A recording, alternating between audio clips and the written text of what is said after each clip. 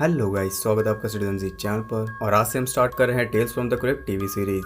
अगर आप इस चैनल को पहले से फॉलो कर रहे हो तो आपको पता होगा कि टेल्स फ्रॉम द क्रिप्ट क्या है और इसका क्या कॉन्सेप्ट है। अगर नहीं पता तो मैं बता देता हूँ। ये एक हॉरर एंथोलॉजी टीवी सीरीज है जो कि जून 10, 1989 से जुलाई 19, 1996 तक HBO पर चली थी। इसके टोटल 7 सीजन और 93 एपिसोड्स हैं। इस सीरीज में हम सारे सीजन कवर करने वाले हैं और इसकी डिटेल मैं आपको वीडियो के एंड में दूंगा। पहले मैं आपको रिकमेंड करूंगा कि अगर आपने Tales from the Crypt movie वाली वीडियो नहीं देखी तो आप आई बटन पर क्लिक करके पहले उसे चेक कर लो। उससे आपको सब कुछ क्लियर हो जाएगा कि इसका कंसेप्ट क्या है और इसमें क्या दिखाया जाता है। बेसिकली इसमें हमें कुछ टेल्स बताई जाती हैं जिनमें हमें हॉरर के थ्रू बहुत कुछ सिखाया जाता है और ये टेल सुनाता है एक क्रिप्ट कीपर, जिसे आप थंबनेल में देख सकते हो। ये मूवी के क्रिप्ट कीपर से बहुत ज्यादा अलग है। ये उसकी तरह सीरियस नहीं है, बल्कि ये बहुत ज्यादा ब्लैक कॉमेडी करता है, इसलिए बहुत ज्यादा पॉपुलर भी है। इस बात का अंदाजा आप 7 सीजन से लगा सकते हो। तो ऐसी और यूनिक और इंटरेस्टिंग वीडियोस देखते रहने के लिए चैनल को सब्सक्राइब करके बेल नोटिफिकेशन जरूर से ऑन कर लो, ताकि मुझे वीडियो बनाने की मोटिवेशन मिलती रहे और आपको वीडियोस की नोटिफिकेशन। अमेरिका में ये टीवी सीरीज बहुत ही ज्यादा पॉपुलर है और इस पे आपको कई सारे मीम्स भी देखने को मिलेंगे। ये HBO पे आता था, इसलिए वहाँ हर कोई इसे देखते हुए बड़ा हुआ है। फर्स्ट सीजन में टोटल 6 एपिसोड्स हैं और इस वीडियो में आप इसके पहले 3 एपिसोड देखने वाले हो। बाकी 3 एपिसोड इसके नेक्स्ट पार्ट में आएंगे। तो अब ज्यादा देर ना करते हुए जल्दी से स्टोरी स्टार्ट करते हैं।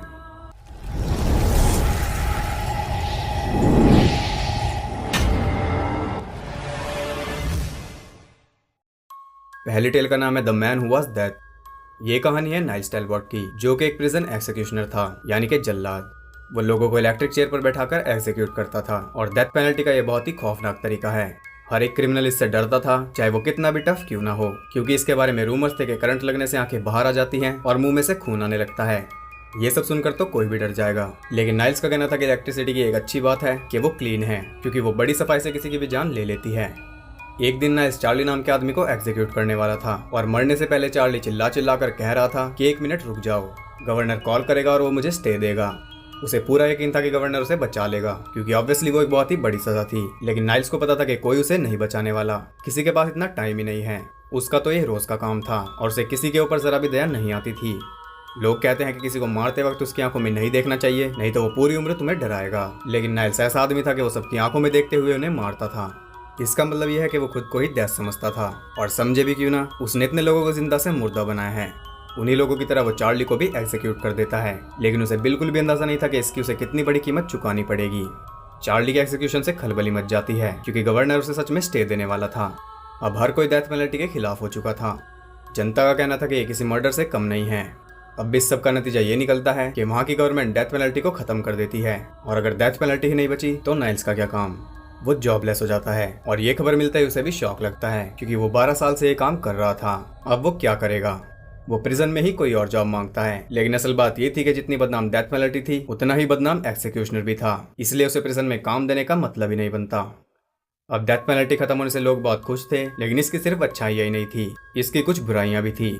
जो असली क्रिमिनल्स थे वो भी अब बहुत खुश थे, क्योंकि इस नए रूल की वजह से उन्हें डेथ पेनल्टी नहीं मिलने वाली थी। ऐसा ही था एक मर्डरर जेम्स, जो कि मर्डर करने के बाद भी बच गया। अरेस्ट वारंट में एक छोटे से एरर की वजह से कोर्ट ने उसे छोड़ दिया। अब ये नाइल्स को बिल्कुल भी पसंद नहीं आता, क्योंकि अगर रूल चेंज ना होता तो जेम्स उसी के हाथों से मरने वाला था। ये बात नाइल्स को हजम नहीं होती और वो वही करता है जिसमें वो एक्सपर्ट था। वो जेम्स को करंट से मार देता है, और ये काम वो ऐसे करता है कि ये बिल्कुल एक एक्सीडेंट लगे, जैसा कि वो कहता ही है कि इलेक्ट्रिसिटी एकदम क्लीन है। अब ये न्यूज सुनकर लोग बहुत खुश थे। वो सोच रहे थे कि कोर्ट ने जस्टिस नहीं की तो खुद गॉड ने ही जस्टिस कर दी, लेकिन सच्चाई किसी को भी नहीं पता थी। ये जस्टिस और की थी नाइल्स ने, और वो भी इससे बहुत खुश था, इसलिए वो इसे जारी रखता है। एक कपल सिंथिया और थियोडोर जज को पैसा खिलाकर मर्डर के चार्ज से बच जाते हैं। थियोडोर ने अपनी गर्लफ्रेंड सिंथिया के लिए अपनी वाइफ का मर्डर किया था, फिर भी उसका कुछ भी नहीं बिगड़ा, और नाइल्स ये कैसे सह सकता था। यहाँ भी वो खुद ही जस्टिस सर्व करता है। अब ये सब वो इसलिए कर रहा था क्योंकि इसके अलावा वो और कर भी क्या सकता था। वो सालों से क्रिमिनल्स को एग्जीक्यूट करके खुद को ही डेथ समझने लगा था, और डेथ अपना काम कैसे छोड़ सकती है। जनता भी इससे बहुत खुश थी, लेकिन था तो ये क्राइम ही। वो एक बार डांसर को मारने जाता है क्योंकि उसने अपने बॉयफ्रेंड को मारा था। उसने सब कुछ सेटअप किया हुआ था, लेकिन उसका प्लान काम नहीं करता, क्योंकि ये प्लान उसका नहीं बल्कि पुलिस का था। पुलिस ने उसके लिए जाल बिछाया था। नाइल्स तो बहुत होशियारी से चल रहा था, लेकिन इन डेथ्स के पीछे का रीजन ढूंढ पाना उतना मुश्किल नहीं था। अभी डेथ पेनल्टी खत्म हुई है, फिर भी लोगों को डेथ पेनल्टी मिल रही है। ऑफकोर्स ये सब नाइल्स की तरफ ही इशारा कर रहा था। नाइल्स पकड़ा जाता है और उसकी बारी पर कोर्ट बिल्कुल भी टाइम वेस्ट नहीं करती और उसे डेथ पेनल्टी दी जाती है। अचानक सब कुछ पलट चुका था। आज इलेक्ट्रिक चेयर पर बैठा था नाइल्स और वो जोर जोर से चिल्ला रहा था कि रुक जाओ, गवर्नर मुझे स्टे देगा, वो मुझे बचाएगा, जबकि सच्चाई उसे भी पता थी। अब तक नाइल्स वो इंसान था जो बहुत टफ था और डेथ से नहीं डरता था, लेकिन ये उसी का कहना है कि कोई कितना भी टफ क्यों ना हो, यहाँ सब रोने लगते हैं, और वही हाल उसका था। उसे भी एग्जीक्यूट कर दिया जाता है और तब उसे पता चलता है कि वो डेथ नहीं है। तो ये थी नाइल्स की कहानी। इससे हमें पता चलता है कि अपने काम में बहुत ज़्यादा इन्वॉल्व नहीं होना चाहिए, काम को काम समझकर करना चाहिए। नाइल्स खुद को एक्सिक्यूशनर नहीं समझता था, वो खुद को डेथ समझने लगा था। वो किसी से भी नहीं डरता था, लेकिन एंड में हमने देख लिया कि उसकी क्या हालत थी। तो ये वक्त है, इसका नहीं पता कि ये कब पलट जाए। 12 साल से वो विक्टिम्स की आंखों में देखता था और आखिर में वो खुद ही विक्टिम बन गया और उसने खुद वो सब फील किया जिसपे वो हंसता था। तो ये था फर्स्ट एपिसोड। सेकंड एपिसोड का नाम है and all through the house, और ये टेल हमने Tales from the Crypt movie में भी देखी थी। इस एपिसोड में उसे ही अडेप्ट किया गया है, लेकिन इसमें कुछ चेंजेस भी हैं। ये कहानी है एलिजाबेथ की, जो कि क्रिसमस के दिन अपने सेकंड हस्बैंड जोसेफ को मार देती है उसकी इंश्योरेंस मनी के लिए। 1 मिनट के अंदर ही हमें पता चल जाता है कि एलिजाबेथ एक एक्सट्रीमली ग्रीडी औरत है। अपने हस्बैंड को मारकर वो अपनी बेटी कैरी को सुलाने जाती है। कैरी सो नहीं रही थी क्योंकि वो सेंटा क्लॉज के लिए बहुत ज्यादा एक्साइटेड थी। कैरी उससे कहती है कि यहाँ बहुत गर्मी है। अब ऐसा उसने इसलिए कहा था क्योंकि एलिजाबेथ के पसीने छूट रहे थे और ऑब्वियसली वो गर्मी की वजह से नहीं थे, उसे बॉडी को ठिकाने लगाना था। कैरी की सेटिस्फैक्शन के लिए उसके रूम के एक विंडो को थोड़ा सा खोल देती है। इसके बाद वो नीचे जाकर अपने बॉयफ्रेंड को एक खुशखबरी सुनाती है। अब बारी थी मेन काम की, यानी कि लाश को ठिकाने लगाने की। वो बॉडी को बाहर कुएं में फेंकने जाती है। तभी रेडियो पर न्यूज चलने लगती है कि एक मेनियक मेंटल हॉस्पिटल से भाग चुका है। अब तक वो 4 औरतों को मार चुका है और वो सेंटा क्लॉज के गेटअप में है। फिल्म में हमें ये नहीं बताया गया था कि उस मेनियक के पास सेंटा के कपड़े कहाँ से आए, लेकिन इसमें हमें बताया गया है कि उसने एक विक्टिम के घर से वो कपड़े चुराए हैं। एलिजाबेथ जोसेफ को कुएं में फेंकने लगती है, तभी जोसेफ उसका गला पकड़ लेता है। वो भी जिंदा था। एलिजाबेथ किसी तरह से मारकर उससे छुटकारा पाती है, लेकिन तभी वहां वो मेनियक पहुंच जाता है और उसके ऊपर एक एक्स से हमला कर देता है। वो किसी तरह उससे जान बचाकर अपने घर में घुस जाती है, लेकिन वो दरवाजे में हाथ अड़ा देता है। तब एलिजाबेथ उसी की एक्स को उसी के हाथ पर दे मारती है और जल्दी से दरवाजा लॉक कर देती है। वो बिना टाइम वेस्ट किए पुलिस को कॉल करती है, लेकिन तभी उसे जोसेफ का ख्याल आता है और वो चुपचाप फोन रख देती है। वो खिड़की से बाहर देख रही थी, तभी वो फोन बजने लगता है, लेकिन इससे पहले कि वो फोन उठा पाती, वो मेनियक खिड़की तोड़कर उसे दबोच लेता है। एलिजाबेथ जल्दी से वैक्स उठाकर उसके सर में दे मारती है और वो वहीं पर फ्लैट हो जाता है। तभी वो फोन दोबारा बजता है। वो पुलिस स्टेशन से था। पुलिस ऑफिसर उससे पूछता है कि उसके एरिया में एक मेनियक घूम रहा है, कहीं उसने उसे देखा तो नहीं। वो कहती है कि सब कुछ परफेक्टली फाइन है, उसने किसी मेनियक को आसपास नहीं देखा, जबकि अभी अभी मेनियक ने उसके घर की विंडो तोड़ी और उसने उसके सर में एक्स मारी। फिर भी सच वो बोल नहीं सकती थी, क्योंकि फिर मेनियक के साथ उसे भी जेल जाना पड़ता। उस मेनियक की बॉडी अभी भी उसके घर के बाहर ही पड़ी थी। ऑफिसर कहता है कि उस एरिया से कई सारी रिपोर्ट्स मिली हैं, इसलिए वो 2 ऑफिसर्स को उनके घर भेज रहे हैं, और ये सुनते एलिजाबेथ के होश उड़ जाते हैं। ऑफिसर कहता है कि 20 मिनट में वो उनके घर पहुंच जाएंगे, और वो ये भी बताता है कि मेनियक एक एक्स से लोगों को मार रहा है। अब यहाँ एलिजाबेथ को डरने की जरूरत थी, क्योंकि उसके घर के बाहर 2 लाशें पड़ी थी, लेकिन उसने कुछ ज्यादा ही बादाम खा रखे थे। वो 1 मिनट में ही फुल प्रूफ प्लान तैयार कर लेती है। वो सीधा जाकर जोसेफ के सर में एक्स घुसा देती है। प्लान ये था कि जोसेफ को मेनियक ने मारा है और खुद को बचाते हुए एलिजाबेथ ने मेनियक को मार दिया, ऐसा पुलिस को दिखाना, और ये वो सक्सेसफुली कर चुकी थी। लेकिन एक प्रॉब्लम थी, मेनियक की बॉडी वहां से गायब थी और उसे इस बात का आइडिया नहीं था। वो सीधा जाकर पुलिस को कॉल करती है और पागलों की तरह चिल्लाने लगती है कि मेनियक ने उसके हस्बैंड को मार दिया और किसी तरह उसने मेनियक को मार दिया। लेकिन ये सब जानकारी पुलिस को देते वक्त वो देखती है कि जो एक्स उसने जोसेफ के सर में घुसाई थी वो गायब थी। वो जल्दी से फोन को फेंक कर बाहर देखती है तो उसे मेनियक की बॉडी भी नहीं दिखती, और यहाँ मामला सीरियस हो जाता है। वो जल्दी से जोसेफ की गन लेने जाती है और जल्दी के चक्कर में कबर्ड में ही फंस जाती है। वहां से वो देखती है कि मेनियक ऊपर चढ़ रहा था और ऊपर उसकी बेटी का कमरा है जिसकी विंडो उसने खोल रखी है। वो दरवाजा तोड़ने की पूरी कोशिश करती है और इस शोर शराबे के बीच कैरी भी जाग जाती है। वो विंडो से बाहर देखती है तो उसे सेंटा दिखाई देता है, जो कि उसी के रूम में आ रहा था और इसी का तो उसे वेट था।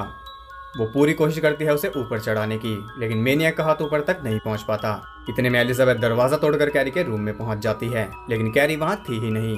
वो जल्दी से नीचे भागती है और उसे कैरी मिल जाती है। तब जाकर उसे सांस आती है, लेकिन अभी उसकी सांसें परमानेंटली रुकने वाली थी, क्योंकि कैरी दरवाजा खोलकर सेंटा को अंदर ले आई थी। अब आगे वो क्या करता है आपको पता ही है। एलिजाबेथ की सारी होशियारी धरी रह जाती है। इस कहानी से हमें सीख मिलती है कि लालच बुरी बला है। लालच की वजह से एलिजाबेथ ने जोसेफ को मारा।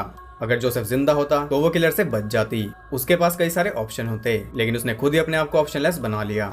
एक और सीख ये है कि सारे बादाम खुद नहीं खाने चाहिए, कुछ अपने बच्चों को भी खिलाने चाहिए। तो ये था सेकंड एपिसोड। थर्ड एपिसोड का नाम है if that cat is real gone. ये कहानी एक कार्निवल डेयरडेविल की, जिसे अल्रिक द अनडाइंग के नाम से जाना जाता है। ऐसा इसलिए क्योंकि वो मरकर फिर से जिंदा हो जाता है। आज वो अपना ग्रैंड फिनाले कर रहा है, जिसमें उसे पूरे एक दिन के लिए जिंदा दफना दिया जाएगा। ऑडियंस इसके लिए बहुत ज्यादा एक्साइटेड थी। उनके सामने ही उसे दफना दिया जाता है। अब मरने से पहले अल्रिक के पास बहुत सारा टाइम था। इसी टाइम में वो हमें बताता है कि ये सब कैसे शुरू हुआ। वो गलियों में पड़ा रहता था। एक दिन एक डॉक्टर उसके पास आता है और उसे बहुत सारे पैसे ऑफर करता है। बदले में वो उसके ऊपर एक एक्सपेरिमेंट करना चाहता था। अल्रिक को तो सिर्फ पैसे चाहिए थे, इसलिए वो राजी हो जाता है। वो डॉक्टर उसे अपनी लैब में ले जाता है और उसे बताता है कि बिल्लियों की 9 लाइफ्स होती हैं और वो 9 लाइफ्स वो अल्रिक को देना चाहता है। सुनने में बड़ा अजीब लगता है, लेकिन कहानी बहुत ज़्यादा इंटरेस्टिंग है। वो एक बिल्ली के अंदर से एक ग्लैंड निकालकर अल्रिक के अंदर लगा देगा, जिससे बिल्ली की 9 लाइफ्स अल्रिक की हो जाएंगी। डॉक्टर उसकी सर्जरी करता है और बिल्ली का ग्लैंड उसके दिमाग में अटैच कर देता है। अब उस बिल्ली की 9 लाइफ्स अल्रिक के पास थी। वो 9 बार मर सकता था, लेकिन उसे इस बात पे यकीन नहीं था, इसलिए डॉक्टर उसके सर में गोली मार देता है और वो मौके पर ही मर जाता है। लेकिन कुछ ही देर में वो फिर से जिंदा हो जाता है। वो इस बात से बिल्कुल भी खुश नहीं था कि डॉक्टर ने उसे मार दिया। फिर उसे एहसास होता है कि वो तो अभी भी जिंदा है। वो मरकर फिर से वापस आ गया। एक्सपेरिमेंट पूरी तरह सक्सेसफुल रहा। डॉक्टर उसे उसके पैसे देता है और बताता है कि उसके पास अभी भी 8 लाइफ्स हैं और उनसे वो इतना पैसा कमा सकता है कि पूरी जिंदगी ऐश करेगा।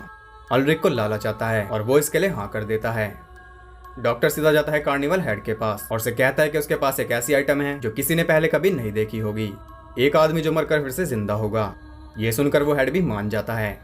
वो उसका पहला शो करते हैं और उसे लोगों के सामने पानी में डुबाकर मार देते हैं। वो पूरे 1 घंटे तक उसे डुबा कर ही रखते हैं। सबके सामने वो दम तोड़ता है और 1 घंटे बाद जब पानी निकाला जाता है तो वो फिर से जिंदा हो जाता है। ये चमत्कार देखकर सब हैरान थे। ये न्यूज़ आग की तरफ फैल जाती है और वो रातों रात पॉपुलर हो जाता है। प्लस उसे ढेर सारा कैश भी मिलता है, जिससे वो हेड के असिस्टेंट कैरी ली को डेट पर ले जाता है।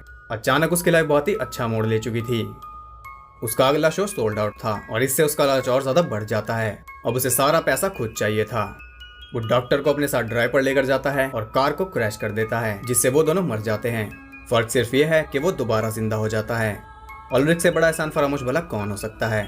डॉक्टर ने उसे सड़क से उठाकर स्टार बनाया और उसने उसे ही मार दिया। इसका उसे बिल्कुल भी रिग्रेट नहीं था, क्योंकि लाइफ बहुत अच्छी चल रही थी। उसे देखने के लिए लोग बहुत ज्यादा पे कर रहे थे। ऊपर से उन्होंने पैसा कमाने की एक और ट्रिक निकाली थी। वो ऑडियंस में बैठे लोगों से उसे मरवाते थे और इसके बदले में उनसे मोटी रकम लेते थे। इस सब से अल्रिक को एक और बात पता चली कि डेथ का तरीका भी मैटर करता है। उसके दोबारा जिंदा होने का टाइम उसकी डेथ के तरीके पर डिपेंड करता है। इसके लिए उसने कुछ अरेंजमेंट्स किए। वो पोस्टमार्टम के बीच में जिंदा ना हो, इसलिए उसने कैरी ली को कहा कि अगर वो जिंदा नहीं होता तो वो उसकी बॉडी को छुपा दे, ताकि उसे हॉस्पिटल ना ले जाया जाए। और वो बिल्कुल ऐसा ही करती है, लेकिन उसके मन में और कुछ भी था। उसके जिंदा होने पर वो उसे दोबारा मार देती है और उसका सारा जमा किया हुआ पैसा लेकर भाग जाती है। जी हाँ, तालियां बजती रहनी चाहिए। वो होश में आता है और उसे बहुत गुस्सा आता है, क्योंकि वो फिर से भिखारी बन चुका था और अब उसके पास सिर्फ 2 लाइफ बची थी और वो सिर्फ एक और बार मर सकता था। इसलिए उसने हेड से बात करके ये फाइनल शो रखा, पर इसका पूरा प्रॉफिट वो खुद रखने वाला था। हेड भी इसके लिए राजी हुआ, क्योंकि उसका कार्निवल चल ही उसकी वजह से रहा था। अब उसे ढेर सारा पैसा मिलेगा और उसकी लाइफ फिर से सेट हो जाएगी। वो कहीं दूर जाकर आराम से रहने लगेगा, सिर्फ उस बिल्ली की वजह से। लेकिन उसने एक चीज पर ध्यान नहीं दिया कि बिल्ली को मारकर ही उसका ग्लैंड निकाला गया था, यानी कि उसकी एक लाइफ तो पहले ही कम हो चुकी थी। इसका मतलब कि ये उसकी आखिरी लाइफ है। ये उसे भी समझ आ जाता है, लेकिन अब बहुत देर हो चुकी थी। अब उसे एक चवन्नी भी नहीं मिलने वाली। ये थी अल्रिक की ग्रीड से भरी कहानी। इससे हमें लालच वाला सबक तो मिलता ही है, लेकिन ये कहानी हमें सिखाती है कि हमें हमेशा एहसानमंद रहना चाहिए उन लोगों का जो मुश्किल वक्त में हमारे लिए कुछ करते हैं। और जैसा अल्रिक का नेचर था कि उसे किसी का कोई एहसान याद नहीं था, वैसे ही वो भी किसी को याद नहीं रहा। तो ये था एपिसोड नंबर 3 और आज की वीडियो में इतना ही। आप बताइए इन तीनों में से आपकी फेवरेट टेल कौन सी है। मेरी फेवरेट थर्ड वाली है, क्योंकि उसका कॉन्सेप्ट जितना अनरियल है उतना ज़्यादा रियल भी है। अगर आपको वीडियो और मेरे एफर्ट्स पसंद आए तो इसे एक लाइक और कमेंट जरूर करना और प्लीज़ इस पर रिस्पॉन्स जरूर दिखाना। ये सीरीज कंटिन्यू रहेगी, लेकिन इसकी वीडियो कंटिन्यूसली नहीं आएगी। बीच बीच में मैं इसके सीजन कवर करता रहूँगा। जैसे बाकी जॉनरास चल रहे हैं वैसे एक इसे भी ऐड कर लिया। तो ऐसा यूनिक और इंटरेस्टिंग कंटेंट देखते रहने के लिए चैनल को सब्सक्राइब करके बेल नोटिफिकेशन कॉल पर सेट कर लो, ताकि सेकंड पार्ट की नोटिफिकेशन आप तक बिजली की तरफ पहुंच जाए, एकदम क्लीन। लेटेस्ट मूवी न्यूज़ और फैक्ट्स जानने के लिए मुझे इंस्टाग्राम पर फॉलो कर सकते हो। वहाँ आपको बहुत कुछ एक्स्ट्रा जानने के लिए मिल जाएगा, लिंक डिस्क्रिप्शन में है। और ये सारे एपिसोड यूट्यूब पर अवेलेबल हैं, अगर आप देखना चाहो तो देख सकते हो। और अगर आप अभी तक यहीं हो तो थैंक यू। मैं मिलता हूँ अगली वीडियो में, तब तक के लिए सबको बाय।